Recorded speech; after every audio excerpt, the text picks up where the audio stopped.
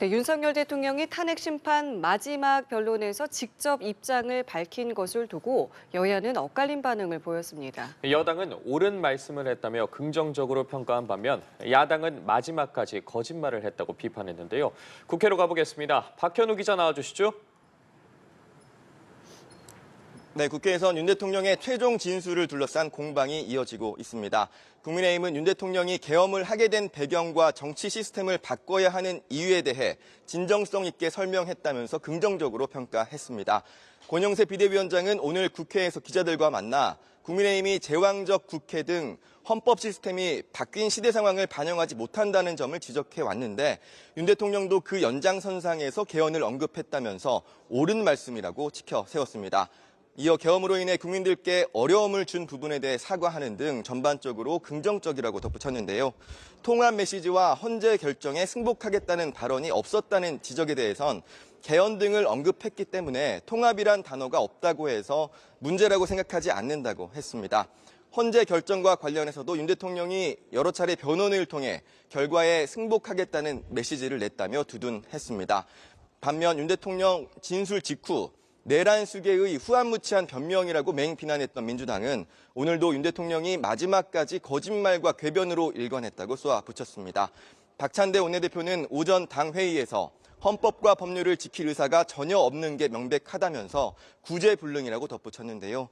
윤 대통령이 복귀할 경우 다시 계엄을 하지 말라는 법이 없고 전쟁을 불사할 가능성도 매우 크다면서 헌법재판관들이 오직 헌법과 양심에 따라 파면 결정을 내려달라고 촉구했습니다.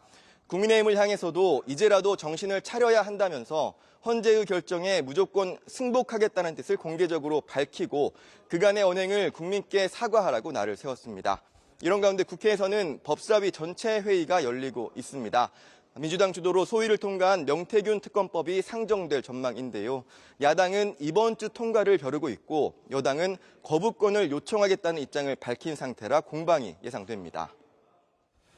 네, 말씀해 주신 것처럼 명태균 특검법과 함께 이 법사위 전체 회의에 상정될 상법 개정안을 두고도 공방이 이어지고 있는데 관련 내용 조금 더 구체적으로 전해 주시죠.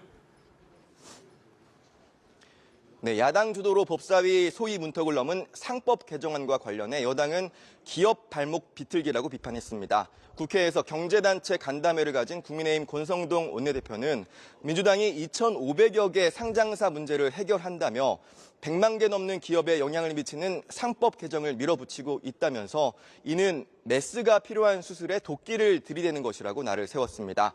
그러면서 민주당 이재명 대표에게 재차 공개 토론을 요구했습니다.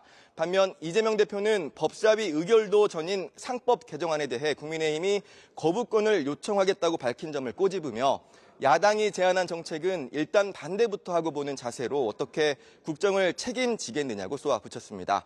그러면서 상법 개정안은 국민의힘 한동훈 전 대표와 심지어 대통령도 필요하다고 얘기했다고 하는데 왜 이제 와서 반대하느냐면서 일단 반대만 해서는 만년 야당도 하기 어렵다고 비판했습니다.